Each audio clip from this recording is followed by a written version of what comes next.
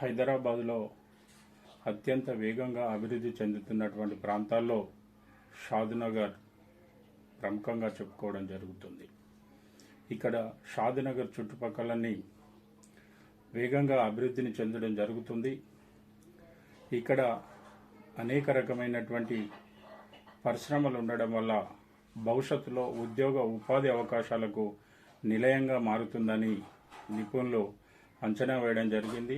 ఓఆర్ఆర్కు దగ్గరగా, ఎయిర్పోర్టుకు కూడా దగ్గరగా నేషనల్ హైవే NH-44 భవిష్యత్తులో 12 లైన్ల రోడ్డుగా విస్తరించబోతుంది.